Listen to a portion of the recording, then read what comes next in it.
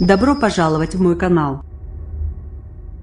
Les bulletins de vote pour l'élection régionale catalane dans un bureau de vote à Barcelone le 21 décembre 2017. Crédit Javier Soriano AFP Sarabellien journaliste RTL partageait l'article publié le 21 122 017 à 1753. À quel poids pèsent réellement les indépendantistes en Catalogne? C'est l'enjeu principal de ces élections régionales anticipées qui ont lieu ce jeudi 21 décembre dans la région.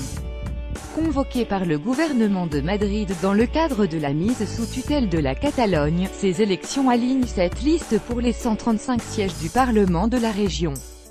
Selon les sondages, tout porte à croire que les indépendantistes et les non-indépendantistes seraient au coude à coude.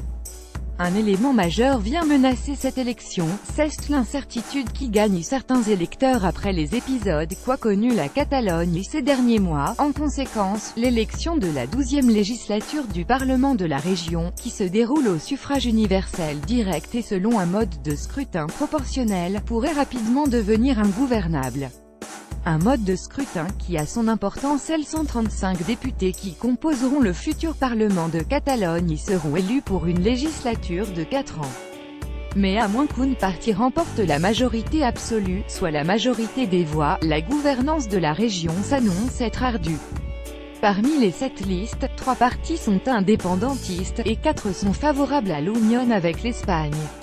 Chaque Catalan devra donc choisir une seule liste. Puis, chaque siège sera réparti proportionnellement au résultat qui sera annoncé jeudi 21 décembre au soir. Enfin, toute candidature qui n'obtient pas au minimum 3% des suffrages dans une circonscription de la région, ne se verra attribuer aucun siège. Lors des précédentes élections en 2015, ce sont les deux partis indépendantistes, Junts-PER Catalunya Ensemble pour la Catalogne mené par Carles Puigdemont et Esquerra Republicana de Catalunya SI accent aigu Gauche républicaine de Catalogne Oui qui avait obtenu 39,6% des suffrages et avait acquis 62 sièges. Les deux partis s'étaient unis dans une coalition indépendantiste, Junts-PEL SI accent aigu Ensemble pour le oui. La rédaction vous recommande lire